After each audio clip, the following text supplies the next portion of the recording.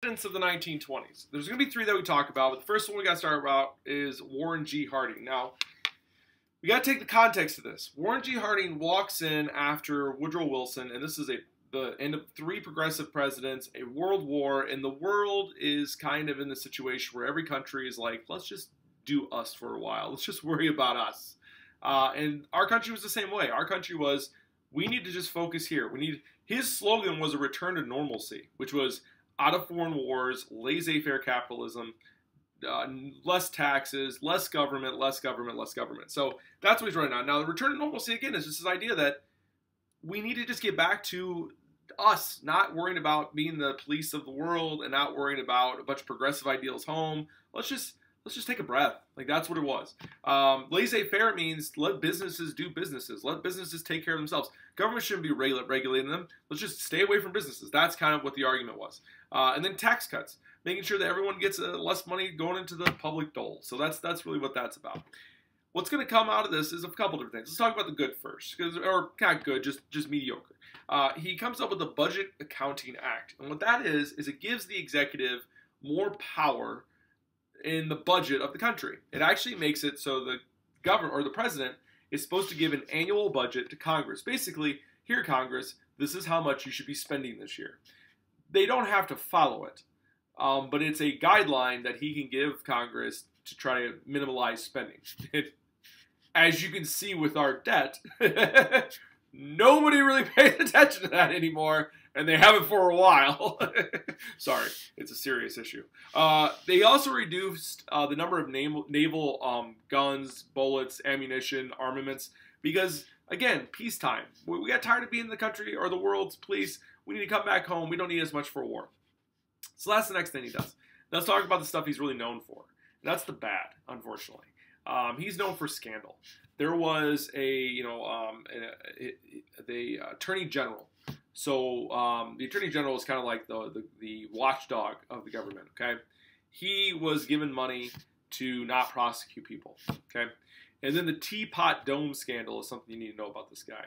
What it was is you had a secretary under Harding that would give oil reserves to specific companies in order for, so you have a company who deals with oil, and we have our country which has oil reserves. This person would say, hey, company, I'll let you get some of these oil reserves that the government owns, the government controls, but you need to give me a kickback. In other words, you need to give me like money, okay, under the table. This comes out after his presidency, really, but this is what really overshadows his presidency is that. Let's get into the next president. The president has one of the coolest names, Calvin Coolidge. Come on, man, double C, Calvin Coolidge. How he becomes president is Harding dies of a heart attack. Sorry. You just saw it coming. On my board, everything that has a Death Star means they died in office, and Harding was one of them who died in office. So Calvin Coolidge was all about hands-off government again. Matter of fact, he was a hands-off leader. In most of his presidency, he gave the power to the cabinet, okay? So each president has a cabinet, secretary of this, secretary of that, secretary of this, whatever, and he gave a lot of power to those guys to make decisions.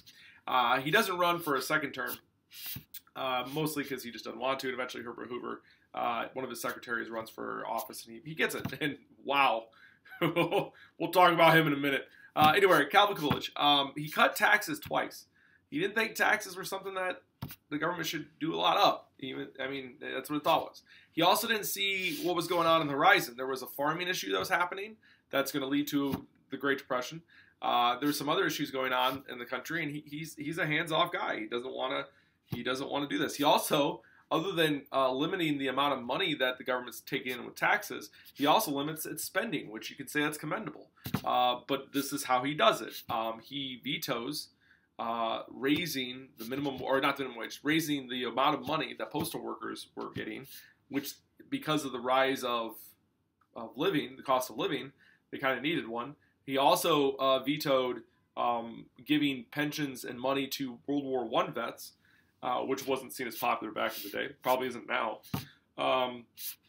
His presidency is really about less taxes, less spending, less government control, less government power, and just sitting back and enjoying life. And we're going to find out that there were some things that could have been done in hindsight. And again, hindsight is 20/20. that could have maybe prevented the Great Depression. But we'll get to that with Herbert Hoover, who's next on the list. And boy, strap in because this is going to be fun. Okay, the last president is going to be the one that gets a lot of flack. What I mean by that is he gets a lot of blame. Hubert Hoover, again, these double letters. It's like from a comic book. It's crazy. So Herbert Hoover was a guy who also believed hands-off government.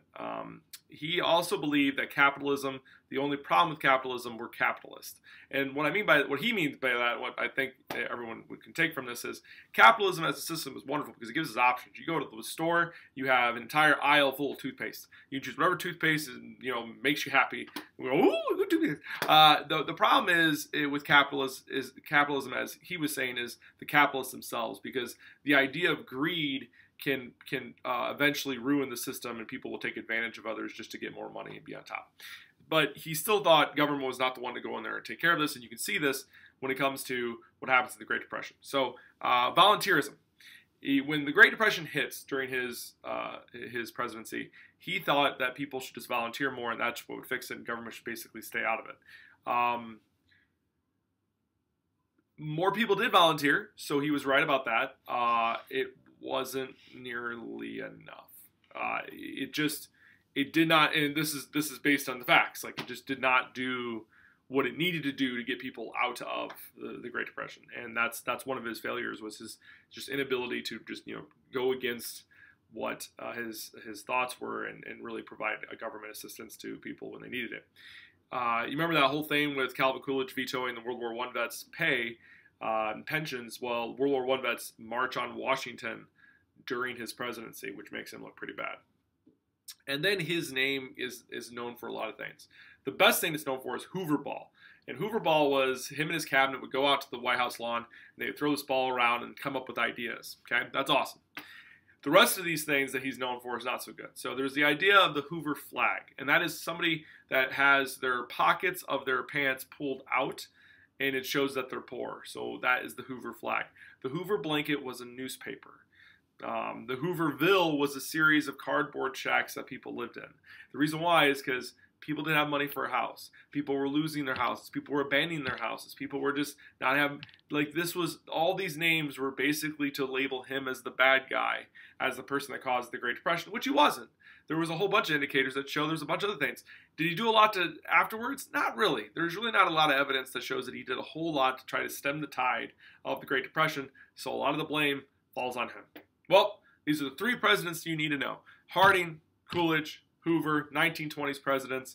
They had some good stuff, and then it's just like a slide going down to the pit of despair of the Great Depression.